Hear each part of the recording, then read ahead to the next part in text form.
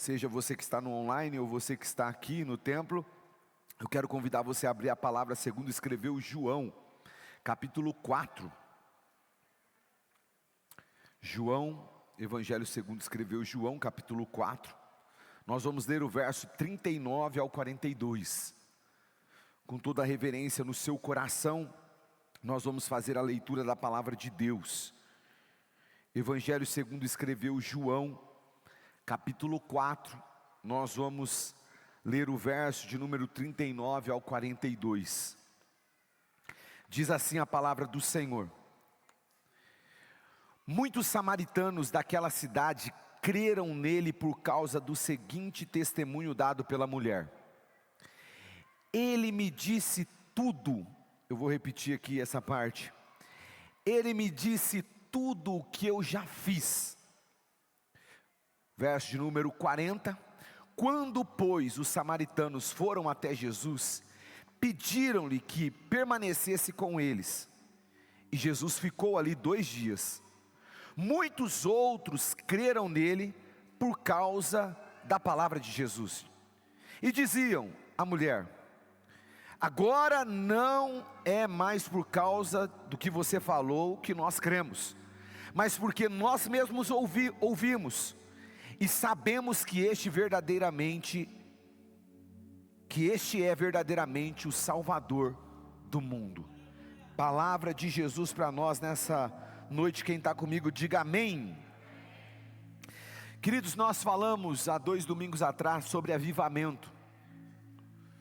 E avivamento é esse ambiente de impacto, esse ambiente de transformação. É essa realidade quando Deus decide se mover no meio de pessoas. É esse momento onde Deus gera um impacto em uma sociedade, em uma nação, em uma cidade. E eu olho para esse texto quando penso sobre avivamento e vejo que de fato o avivamento que começou na vida de uma mulher que a Bíblia não diz o nome, mostra para mim e para você que uma cidade toda foi impactada. Se nós estudarmos a história da igreja, nós vamos perceber momentos aonde avivamentos foram gerados. Alguns avivamentos começaram na vida de uma pessoa e acabou se espalhando e gerando um avivamento na nação. O movimento metodista é fruto de um avivamento que começou na vida de um homem chamado John Wesley. Mas não só John Wesley, George Whitefield, que gerou um avivamento na Inglaterra. O Atmani, que gerou um avivamento na China. Charles Spurgeon, que gerou um avivamento também na Inglaterra. Foram muitos homens como David Ong-Chu, que gerou um avivamento na Coreia do Sul. Nós temos registros de avivamento nas Ilhas Fiji, na Indonésia, na Rua Azusa. Avivamentos que começaram na vida de uma pessoa e impactaram nação, impactaram pessoas, mudaram, gerou transformação na vida daqueles que estavam à sua volta. E é isso que eu quero profetizar sobre a tua vida nessa noite. Eu quero declarar que o avivamento que o Senhor está gerando em você não vai ficar em você, vai alcançar as pessoas que estão à sua volta. Sabe o que eu estou profetizando nessa noite sobre a tua vida? Que quando você chegar na tua casa, quando você chegar no teu trabalho, algo vai acontecer por meio da tua vida, porque o avivamento de Deus não ficará restrito a você. É isso que nós estamos vendo nesse texto. Nós estamos vendo uma mulher que se permitiu ser tocada por Jesus. Uma mulher que se permitiu ser canal da bênção de Jesus. Uma mulher que decidiu não ficar consigo mesma aquilo que ela tinha recebido de Jesus. Ela decidiu no coração dela: eu não vou guardar, eu preciso espalhar isso. Essa é a realidade que eu e você somos desafiados a viver. Gerar avivamento, e quando eu falo em avivamento, eu estou falando em transformação de vida. Gerar transformação de vida, gerar impacto nos lugares aonde nós estamos estabelecidos. Você precisa marcar a história das pessoas, e a melhor forma de marcar a história das pessoas não é marcar somente com coisas materiais, com realidades que estão à sua frente. A melhor marca que você pode deixar na vida de uma pessoa é uma marca para a eternidade. Isso mesmo, Jesus pode ser a marca da sua vida na vida de pessoas. Agora, tudo começou na vida dessa mulher, e por isso eu quero olhar para esse texto e enxergar como o avivamento começa, como o avivamento permanece e como o avivamento se espalha. Essas três realidades que precisam estar presentes na minha e na sua vida. Sabe como que um avivamento começa, pastor? E esse texto vai mostrar para nós como um avivamento permanece. Essa mulher vai indicar para nós como que um avivamento se espalha. Essas palavras registradas pelo evangelista João vai mostrar para nós. E eu começo mostrando para você que um avivamento começa com sede. Diga comigo, o avivamento começa com sede. O texto começa no verso de número 1 do capítulo 4. Quando Jesus, ele está saindo do foco dos fariseus, porque os fariseus ouviram falar que Jesus estava batizando mais do que João Batista, se bem que Jesus não batizava, mas sim os seus discípulos. E aí ele decide sair daquele lugar ali onde ele estava, da Judeia, sabe, ali da Galileia, e ele vai da Judeia para a Galileia, mas antes ele passa na região de Samaria. E na região de Samaria, ele se aproxima do poço que Jacó havia dado para José. E o texto fala para nós que enquanto Jesus estava na beira do poço, os seus discípulos saíram para uma cidade que estava próxima do poço, chamada Sicar. Enquanto os discípulos foram, Jesus ficou sozinho. E isso era meio-dia, horário de comer, horário do almoço. Enquanto os discípulos foram a Sicar, uma mulher se aproximava do poço para pegar água. O texto fala para nós, no verso número 7, nisso veio uma mulher samaritana tirar água.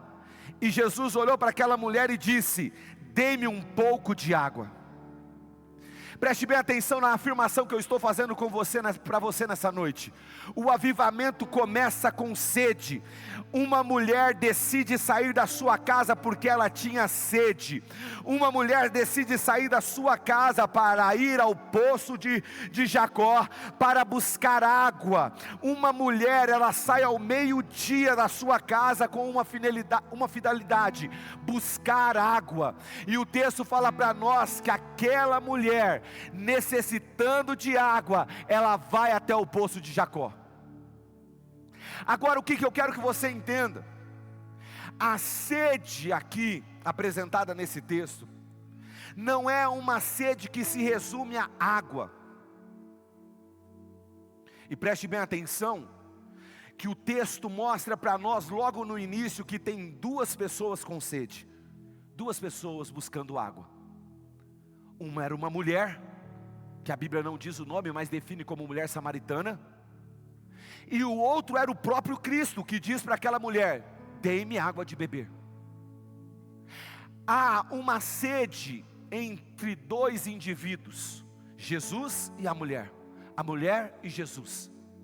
Agora, essa sede, ela não é uma sede simplesmente de água, H2O.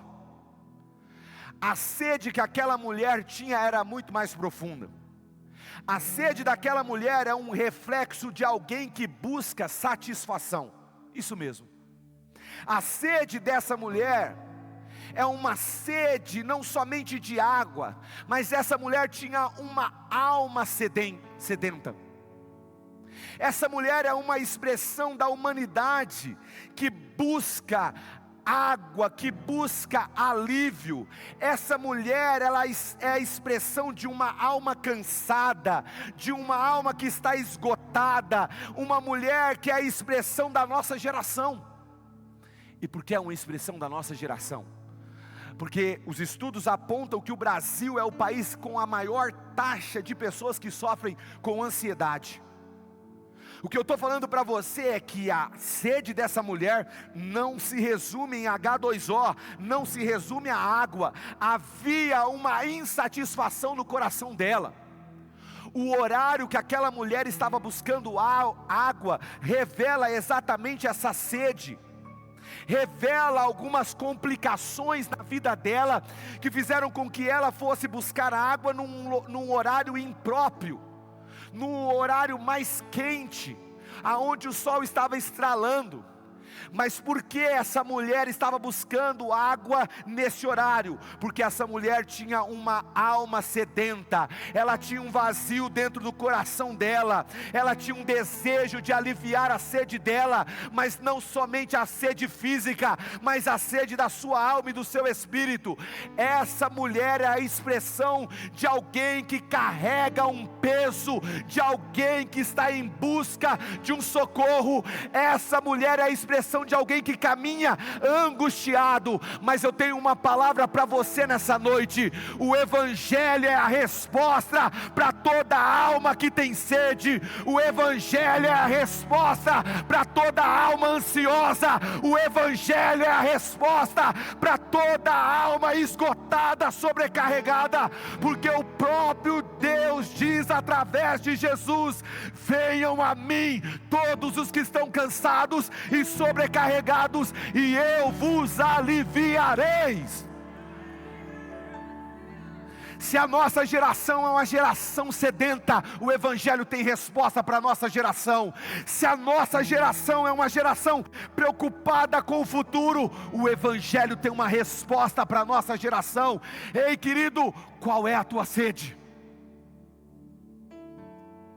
Qual é a tua sede? Se do lado tem uma alma vazia, do outro lado tem Jesus com sede. Agora a sede de Jesus também não se resume a H2O. Havia uma sede do próprio Cristo. Há um anseio de Deus pela vida de pessoas. E Cristo está revelando a vontade de Deus aqui. A sede de Jesus é a vontade de Deus de resgatar o ser humano. E para você não falar que eu estou forçando o texto, que não tem base no texto, verso de número 34. Eu vou antecipar e voltar. Eu vou bater lá na frente e vou retornar, preste bem atenção. Verso 34, os discípulos tinham voltado com aquela comida que eles foram buscar. E sabe o que Jesus disse para eles? A minha comida é fazer a vontade daquele que me enviou e concluir a sua obra. Sabe o que eu estou falando para você, querido? Tudo que Deus está fazendo é um meio de se relacionar com você. O que eu estou falando para você é que a vontade de Deus é resgatar a sua vida. A vontade de Deus é tirar você dessa angústia. A vontade de Deus é fazer com que esse ciclo da ansiedade, desse caos que está estabelecido na sua vida, se acabe. E Jesus é o meio pelo qual eu e você podemos ser resgatados nessa noite. É interessante que o diálogo continua. No verso número 9, a mulher fala assim: como o Senhor, sendo judeu, pede a mim, uma samaritana, água para beber? E o texto completa: pois os judeus não se dão bem com os samaritanos. Eu vou repetir para você entender. A mulher questiona: como que o Senhor está pedindo água? O Senhor tem coragem de fazer isso? O Senhor tem coragem? Preste bem atenção, querido, que eu vou te responder aqui. Quem ama, mesmo decepcionado, possibilita o acesso. Eu vou repetir para você entender. Quem ama, mesmo decepcionado, possibilita o acesso, possibilita o relacionamento, possibilita a proximidade. Sabe o que eu estou falando? Jesus olha para aquela mulher e fala: não me interessa se os judeus não se dão com os samaritanos, interessa que Deus te ama, e se Deus te ama, eu vou possibilitar o acesso, eu vou possibilitar o relacionamento, eu vou possibilitar a sua proximidade. Por isso que a palavra de Deus diz: porque Deus amou o mundo de tal maneira que deu seu Filho unigênito, para que todo aquele que nele crê não pereça, mas tenha a vida eterna. Não vou gaguejar mais, Letícia. De vez em quando enrosca a língua aqui. Preste bem atenção no que eu estou falando para você. Isso é um ensino que a gente tem que entender. Isso não é só no quesito relacionamento de Deus conosco, de nós com Deus. Isso tem a ver conosco. Quem ama está decepcionado, mas eu te amo.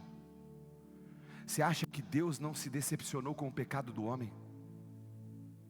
Mas Ele ama. Ei, querido, quem ama, mesmo frustrado, mesmo decepcionado, possibilita o acesso, possibilita o relacionamento, possibilita a proximidade. Jesus é a expressão. Jesus é a expressão do favor de Deus, porque Ele mesmo diz no verso 10: mulher, se você soubesse, se você conhecesse o dom de Deus, o favor de Deus, e quem está te pedindo água, você teria pedido e dele receberia água viva. Não há avivamento se não tem sede, querido. Não há avivamento sem uma sede, sem um conformismo, sem uma procura. Se aquela mulher não procurasse, se aquela mulher não decidisse abrir o seu coração, se aquela mulher não desse acesso para Jesus, não haveria um avivamento nas terras, na cidade de Sicar. Se aquela mulher não deixasse Cristo tocar, não possibilitasse o acesso de Cristo, a proximidade, o relacionamento, aquela cidade não veria um avivamento como viu através da vida daquela mulher. Então o que eu estou falando para você é: para de impedir o relacionamento, para de impedir o acesso, permita Jesus entrar na sua vida, porque há um avivamento através das suas mãos, há um avivamento através da sua história, e Deus está falando para você nessa noite: não me impeça de realizar algo através de você. Não me impeça. Essa é nova, hein? Nem de manhã eu falei. Preste bem atenção. O avivamento começa a partir de uma sede. Agora, o relacionamento ele permanece, ele continua quando nós nos encontramos com a fonte. E essa é a revelação que essa mulher tem. Porque o verso 13 e 14, Jesus responde para aquela mulher e fala assim: quem beber dessa água, e ele está apontando para o poço de Jacó, quem beber dessa água aqui, terá sede outra vez. Entenda o que ele está falando. Se você beber dessa fonte aqui, você vai ter sede de novo. Você não vai ser saciado completamente. Mas se você beber da água que eu lhe der, nunca mais terá sede. Pelo contrário, a água que eu lhe der se tornará nele uma fonte de água a jorrar para a vida eterna. Jesus está desconstruindo a mentalidade dela. O que ela tinha construído como fonte de satisfação, representada aqui por essa fonte, Jesus está desconstruindo isso.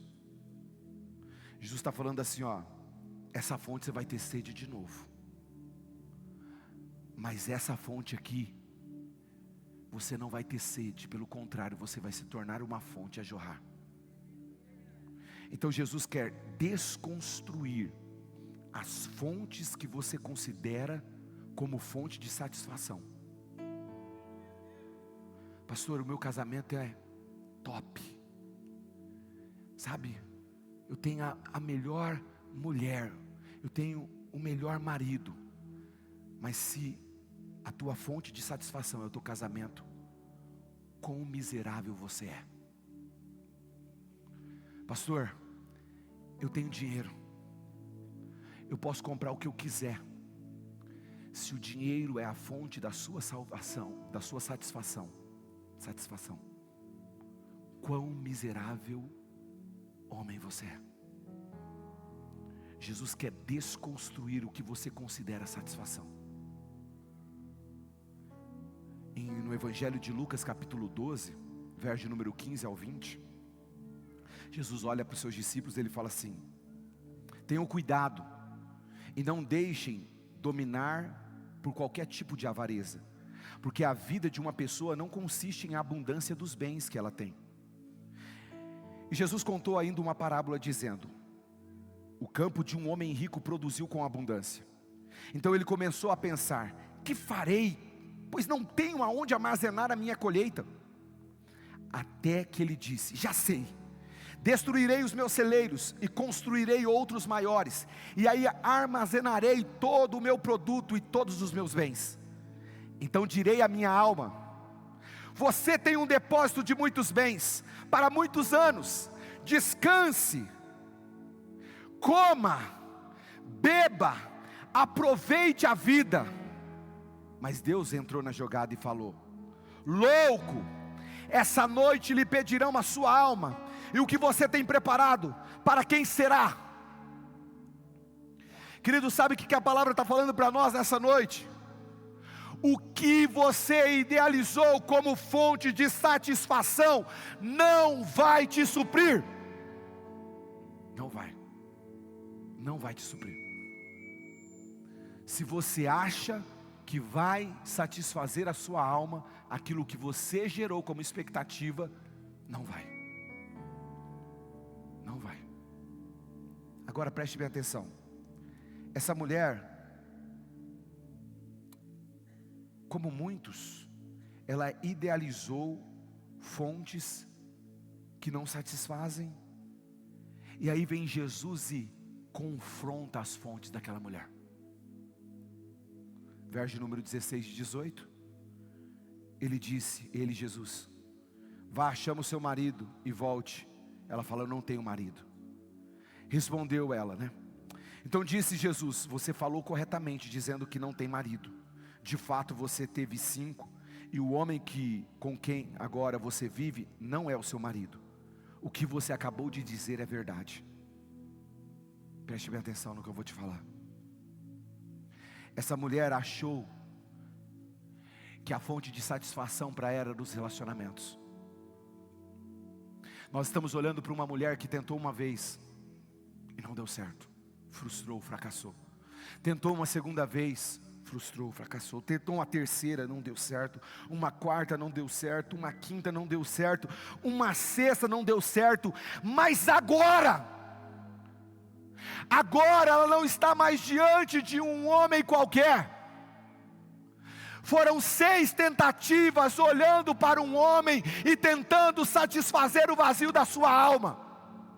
Agora ela se encontra com o 7º homem. Mas diferente dos outros 6 homens que ela se encontrou, esse homem é capaz de satisfazer plenamente o vazio no coração dela. Esse homem é a fonte de água viva. Esse homem é Jesus. Eu não sei quantos encontros você teve com outras fontes, mas nessa noite eu estou te falando, você está diante do 7º homem, e o 7º homem é perfeito. O 7º homem é pleno. O 7º homem satisfaz o nosso coração. É Ele. Ei, querido, nós precisamos, se queremos um avivamento, saciar a nossa sede na fonte correta. Qual é a fonte que você está saciando a sua sede?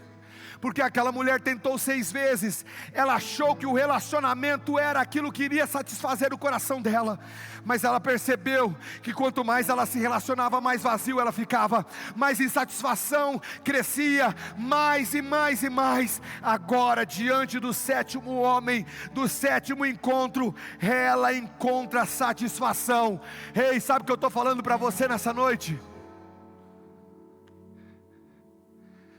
que o encontro com Jesus te mostra que você não precisa do que você acha que precisa para ser satisfeito, porque no final a sua satisfação está nele. Eu vou repetir para você entender. O encontro com Jesus te mostra que você não precisa do que você acha que precisa para ser satisfeito, porque no final a sua satisfação está nele. Ei, você acha que você precisa de algo para ser satisfeito? Sabe aquela vida que sempre parece que está faltando algo? Sempre parece que está faltando algo.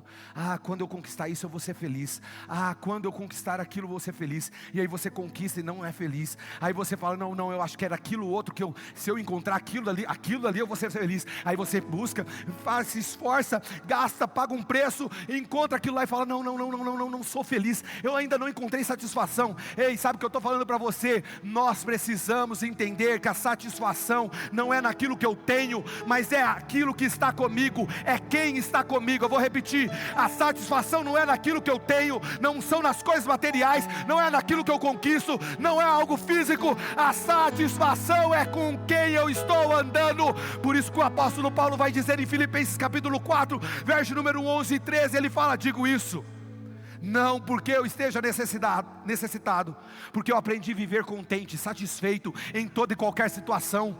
Eu sei passar necessidade, sei também ter em abundância. Aprendi o segredo de toda e qualquer circunstância, tanto em estar alimentado como passar fome, tanto em ter em abundância como passar por necessidade. Mas uma coisa ele falou e é certa: tudo posso naquele que me fortalece. Tudo posso naquele que me fortalece. Seja na abundância, seja na escassez, tudo posso. Ele está comigo. Ei, querido, sabe o que eu estou falando? Preciso fazer academia. Eu estou falando para você que não é o que você tem, mas é quem está com você. Porque quando você não tiver o que você tem, e se Ele estiver com você, você vai falar, tudo posso naquele que me fortalece. São nos momentos onde a gente pensa que nós alcançamos as fontes de satisfação, e aquela fonte não supre a nossa necessidade, a gente olha e fala assim, eu entendi, Jesus, não é o que eu tenho, não é o que eu tenho, mas é a Tua presença na minha vida, é a Tua presença na minha vida. Eu termino falando para você que o avivamento se espalha quando nós desfrutamos das águas. O texto fala para nós, no verso de número 20 ao 24, que aquela mulher começa a falar, ao perceber que Jesus não era qualquer pessoa, porque ela até expressa, vejo que o Senhor é um profeta, e ela muda de assunto, ela fala, os nossos antepassados, os nossos pais adoravam nesse monte, vocês judeus dizem que é em Jerusalém a fonte, o lugar, melhor dizendo, aonde se deve adorar. Aí Jesus declarou, creia em mim, mulher, está próxima a hora em que vocês não adorarão o Pai, nem neste monte, nem em Jerusalém. Vocês samaritanos adoram o que não conhecem, nós adoramos o que conhecemos, pois a salvação vem dos judeus. No entanto, porém, mas está chegando a hora, e de fato já chegou, em que os verdadeiros adoradores adorarão o Pai em espírito e em verdade. São esses adoradores que o Pai procura. Deus é espírito e é necessário que os seus adoradores o adorem em espírito e em verdade. Sabe o que aquela mulher estava falando? A gente tenta adorar nesse monte, mas nada acontece. Vocês falam que é em Jerusalém, e Jesus traz a revelação das velitudes reveladas, das profundezas aprofundadas. Quando Jesus olha para aquela mulher e fala assim, não é lá e nem cá, Por quê? Porque estruturas vazias da religiosidade não são capazes de produzir um verdadeiro avivamento. O avivamento não acontece em montes, o avivamento não acontece em estruturas, o avivamento acontece num coração. Sabe o que Jesus estava falando? O avivamento que você precisa não vem de fora para dentro, mas de dentro para fora. Jesus está falando, o lugar de avivamento é dentro do teu coração, é no teu espírito. Jesus está falando, estrutura nenhuma de religiosidade vai produzir um verdadeiro avivamento. O avivamento está dentro de você. O Evangelho de Jesus diz para nós que nós temos tudo. Rafael, Todinho, nós temos tudo. Tudo o que nós precisamos para sermos plenamente satisfeitos. O que Jesus fez por você foi substituir você na cruz do Calvário, e nós chamamos isso de substituição. Jesus morreu no seu lugar. Você era condenado. O que Jesus fez por você foi tornar você justo. Ele te justificou. Jesus te tornou justificado diante de Deus. Jesus reconciliou você com Deus. Ele tornou possível a paz com o nosso Pai, com Deus. Ele nos adotou, porque mediante a morte e ressurreição de Jesus, nós participamos da família de Deus. Ele nos deu redenção. Ele nos comprou, sabe, para a salvação, e uma salvação através do sangue dele. Ele fez propiciação, ou seja, ele satisfez a justiça de Deus mediante o seu sacrifício. Ele nos deu perdão. Ele removeu todos os nossos pecados. Eu não sei qual escritor que diz isso, mas tem um escritor que ele fala assim: Jesus jogou os nossos pecados no mar do esquecimento e colocou uma placa: proibido pescar. O que Jesus fez por você mudou a sua história e o seu viver. O que eu estou falando para você nessa noite é que não existe avivamento em uma pregação que prende as pessoas num sentimento de falta. Eu preciso de algo para ser feliz. Não existe avivamento em uma pregação que sempre gera um sentimento de ausência, de falta. Porque a satisfação não é aquilo que eu tenho, mas aquilo que está comigo. Deus está comigo. Quem está comigo? Jesus está comigo. Então a plenitude da satisfação não começa de fora para dentro. E aí eu digo para você: não busque água, busque a fonte. Não busque fogo, construa um altar. Porque o avivamento está em uma pessoa, Cristo. Por isso que ele vai dizer aos seus discípulos no capítulo 7 do Evangelho de João, verso de número 37 ao 39. Ele fala assim: se alguém tem sede, venha a mim e beba. Quem crê em mim, como diz as Escrituras, rios de água viva correrão do seu ventre. E olha que interessante o que diz o verso de número 39. Ele fala assim: e isso disse ele do Espírito, que haviam de receber os que nele crescem, porque o Espírito Santo ainda não fora dado, porque ainda Jesus por Jesus não ter sido glorificado. Preste bem atenção no que eu estou falando para você. Naquele momento Jesus não tinha sido glorificado, mas hoje nós estamos diante do memorial, aonde mostra um Cristo que foi glorificado. Sabe o que eu estou falando para você nessa noite? Que o Espírito Santo já se move em você, e as águas que você precisa beber, as águas que precisam correr do seu interior, são as águas do Espírito. Eu termino falando para você como que a história terminou.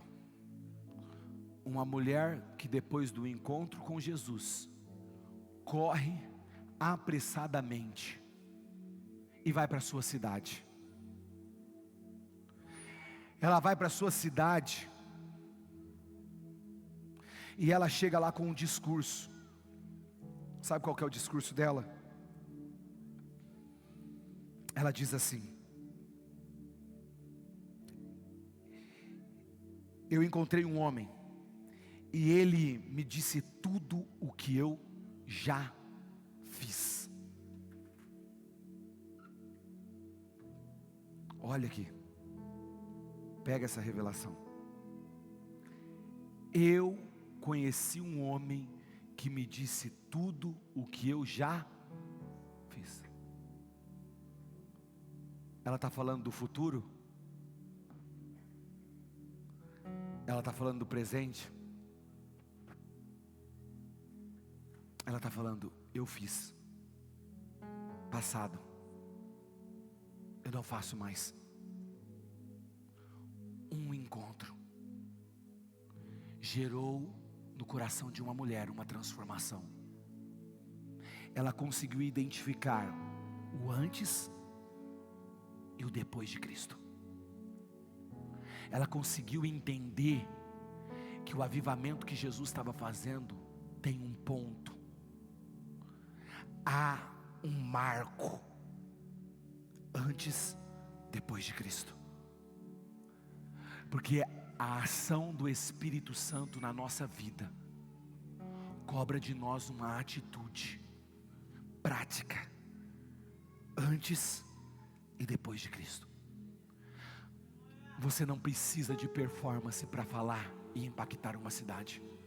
Você não precisa de performance ou de um discurso bonito para levar Cristo para as pessoas. Basta você dizer o que você já foi e não é mais.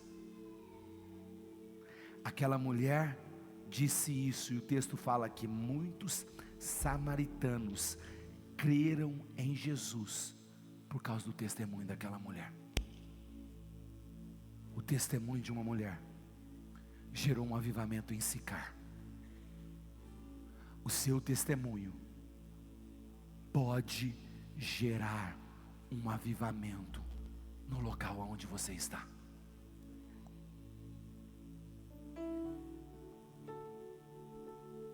Qual é a tua fonte?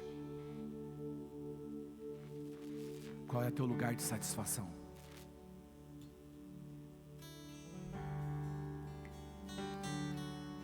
Qual é o lugar que você sacia a sua alma? Qual é o lugar que você entrega a sua vida? Qual é o lugar que você acha que vai encontrar felicidade? Qual é o lugar? Hoje Jesus quer desconstruir as fontes de satisfação. E Jesus quer mostrar para você que Ele é a fonte de satisfação.